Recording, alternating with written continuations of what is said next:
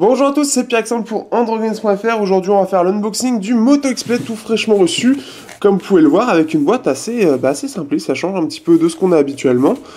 Donc on va voir ça. On a eu aussi une petite carte, donc une carte qui avait déjà été vue pendant la petite conférence.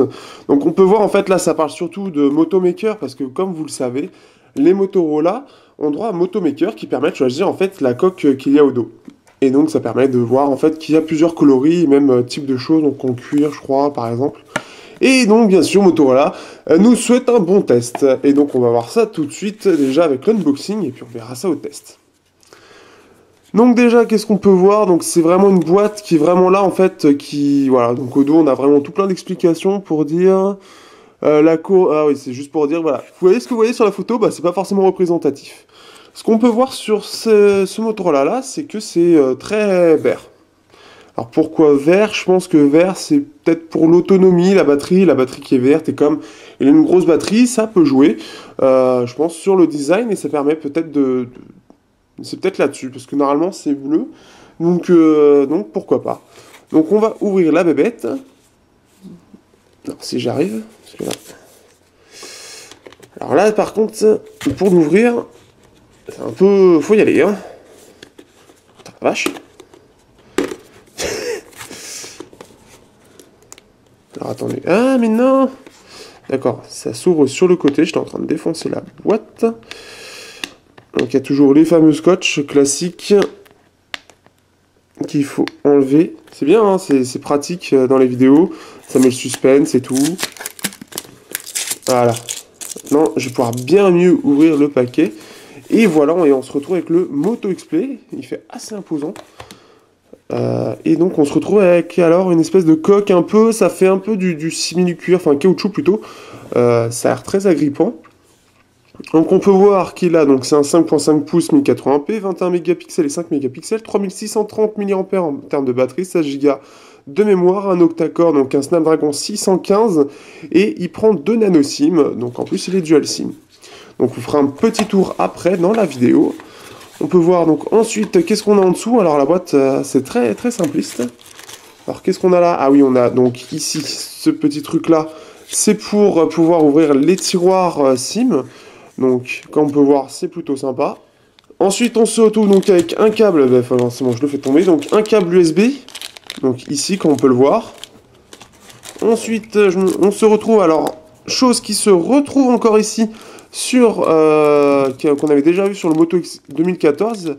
Donc on a 2 prises USB. Je pense que ça c'est par rapport au fait qu'ils ont leur montre Motorola et ce qui permet donc de recharger sur une seule et même prise. Et je trouve que c'est une très très bonne idée et ça permet d'avoir une certaine cohérence avec le monde Motorola, le fait d'avoir et le smartphone et la montre et permettre d'avoir un chargeur où on peut recharger les deux.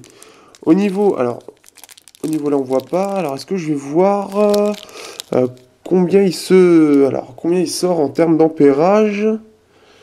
Il sort du 1,1 mAh, c'est tout. Donc c'est pas beaucoup par contre. 1,1 c'est très très peu, sachant qu'on est souvent aux alentours des 1.5, voire maintenant 2, et même voire 2.5 aujourd'hui. Et on a des écouteurs ultra basiques, pour dire voilà, on a mis un kit main libre, voilà, maintenant vous démerdez avec. Mais on a quand même le sigle Motorola. Mais par contre, on peut voir, à mon avis, si on les met dans les oreilles, ça va pas être très bonne qualité. Alors, en plus, on a même des ordres. Vous regardez, on a droit à des... Lisez-moi. Donc, lisez-moi, c'est sûrement pour dire, voilà, comment l'utiliser. Donc, voilà, installer un bumper. Donc, placer le... Donc, ça, c'est pratique pour ceux qui veulent savoir comment mettre le bumper. Donc, le bumper, c'est... Quand on parle de bumper, hein, c'est bien ce truc-là, en fait. C'est le truc que vous pouvez choisir sur le téléphone. Donc, pourquoi pas. Et ensuite, donc là, c'est tout ce qui est donc sécurité, intelligence et protection.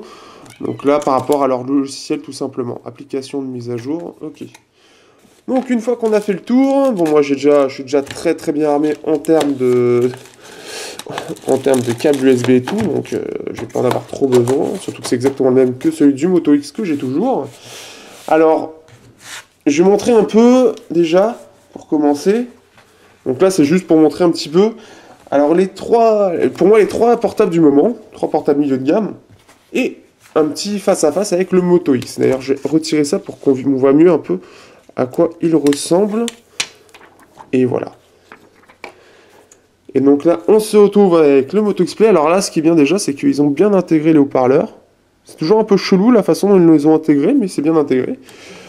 Face au Moto X 2014, donc bien sûr, il a pris de l'embonpoint, hein.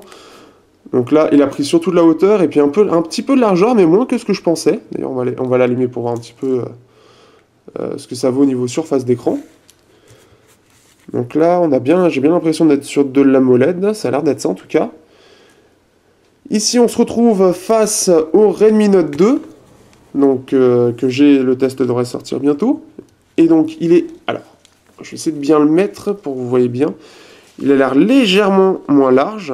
En même temps, on paye un petit peu plus cher. Et ensuite, on se retrouve pour moi face à son principal concurrent sur le marché français, c'est bien le Honor 7, qui est donc en face à face, comme on peut le voir. Donc là, on a du 5.2, là, on a du 5.5. Et donc, on va le déverrouiller, on va mettre un petit peu plus de lumière. Donc pour moi, c'est vraiment les deux gros concurrents sur le marché français, sachant que le Redmi Note, c'est un peu plus particulier, parce qu'il se retrouve donc avec... c'est de l'import, là c'est directement sur le marché français, sachant que lui il est à 300 € et lui il est à 380. Il y a une certaine différence, mais ils ont beaucoup de points en commun, et donc ça va jouer en fait surtout sur le design, je pense, et sur la surcouche. Et on peut voir donc déjà qu'il prend un peu moins de place sur le côté forcément, mais en tout cas voilà, niveau prise en main ça a l'air plutôt pas mauvais. On a la prise jack qui est toujours au centre, ici le tiroir SIM. Alors ça change au niveau des finitions, là on est sur une finition plastique, pour ceux qui se posent la question. Ici on peut retirer comme ça. Donc là on peut voir la grosse batterie. Donc batterie de 3600, 21 mégapixels, alors j'aime bien le 21 mégapixels qui a été mis ici en fait, c'est marrant, mais pourquoi pas. Et ici on doit voir les antennes, alors ce qui est assez marrant c'est que là les antennes sont sont poinçonnées sur le plastique, c'est des trucs en métal, pourquoi pas. Ça change, et on n'a pas d'antenne en bas, donc tout est en haut. Ça fait assez bizarre. Par contre, ce qui a l'air assez étonnant, c'est qu'on a presque l'impression que la batterie pourrait se retirer pas très difficilement, j'ai l'impression. Donc ça, pour les bidouilleurs, ce sera quelque chose à vérifier. Mais, d'ailleurs, attendez, on voit même... Sachez qu'on voit actuellement ici l'écran, j'ai l'impression. On voit l'écran ici et ici. Donc c'est assez étonnant. Pourquoi pas. Donc voilà, on a fait un petit tour de l'appareil. Hop, hop, hop. Là, il faut savoir qu'on va pouvoir récupérer les données d'un appareil à l'autre grâce à une application sur le store, Motorola Transition, quelque chose comme ça, qui va permettre de récupérer donc toutes les applications qu'il y avait sur le téléphone, les musiques et tout. Donc si vous avez la place, si vous ne prenez pas trop de musique, bah voilà. Et donc maintenant, il faut que je m'amuse à remettre le bumper. Ils m'ont dit. Et on peut voir, voilà. Donc après, c'est pas super pratique. Tac, tac. Voilà. C'est plutôt sympa. Il a plutôt une bonne gueule. Je trouve que ça s'améliore par rapport au Moto X, hein, que je remontre ici. Surtout au niveau du haut-parleur. Comme on peut voir ici, hop, entre celui qui ressort et l'autre, on ne voit pas beaucoup. Là, on a la grosse différence, c'est que là, on l'a en noir et de l'autre, on l'a en blanc. Donc, ce qui fait que voilà. Niveau dos, ça évolue, mais là, ça fait beaucoup plus baroudeur, je trouve, là-dessus. Mais après, avec le Motorola Maker, vous avez la possibilité de changer ça. Donc, sur ce, à bientôt pour le test sur AndroGames.fr.